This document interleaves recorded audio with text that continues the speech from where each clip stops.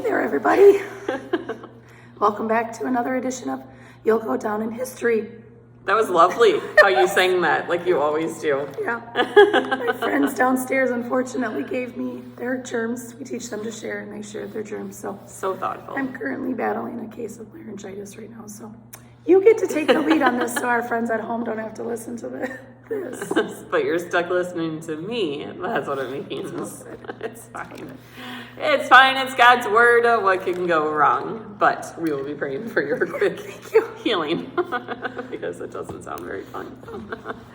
No, today we are going to talk again about two people in the Bible who are going down in history for two very different reasons.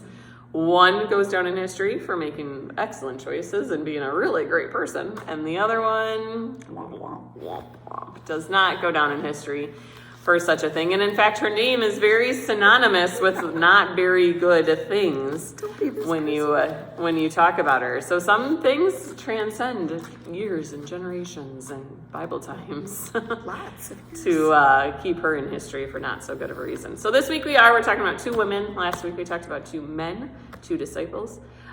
This week we're talking about two women. So first, our lady that's going down in history for not such a great reason.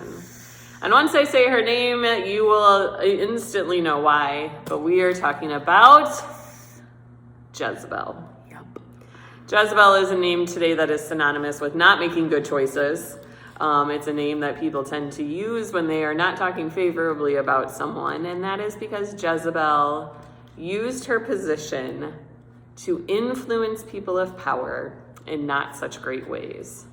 So our dear friend Jezebel was married to King Ahab. King Ahab is a follower of God, but he marries Jezebel, and Jezebel is not a follower of God, and instead worships the false god of Baal.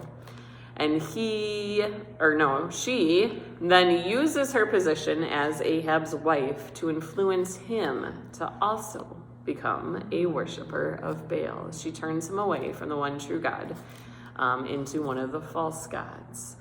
And we know with Jezebel that she uses her power as the king's wife for many other ways. It talks about in 1 Kings about how she actually would get like the king's stationery and write commands to other nations and other people about what to do and how to take down other leaders. She would sign his name. She would use his seal. So it looked like it came from the king, but she was doing all of this behind Ahab's back. And in fact, it talks about later that because of her actions, that not only would her husband die and be eaten by dogs, but so would she. And so she goes down in history for turning God's people away from God and into false idols, but then also for a very horrific and evil death. She urged him to do not so great things. You can read more about Ahab and Jezebel in 1 Kings and part of 2 Kings if you are interested. But she does meet a very untimely death, but goes down in history because she liked pushing people in the wrong direction and using her power as the king's wife. Not good. No. Don't be a Jezebel. Don't be a Jezebel. On the other hand, you should be a Deborah. Yay, Deborah. Deborah is also somebody that you can read about in the Old Testament. She is in Judges because she is the first female judge that we have. And so we know we talk a lot about the roles that men had in God's plan and in God's kingdom, but he shows us time and time again that he holds women of really great power and influence and puts them in those positions. And so Judges chapter 4 even tells us that all of the Israelites would come to her and have their disputes decided. She would be the one that was helping them plan out the best path, how to be the most God-pleasing. Men even would come to her. In verse 8, it talks about how Barak comes to her and says, if you go into battle with me, then I'll go. But if you're not going to go, I'm not going to go. So he was only going to do it. Yeah, typical guy. He only does it if she is going to go with him. And so Deborah then is somebody who uses her position of influence in very God-pleasing ways. And does it to further God's kingdom. Does it to help the Israelites continue to take over and acquire more. She also goes on to write a song in Judges chapter 5. So much like in the New Testament, we have like the Song of Mary, or even in the Old Testament, we have the Song of Miriam.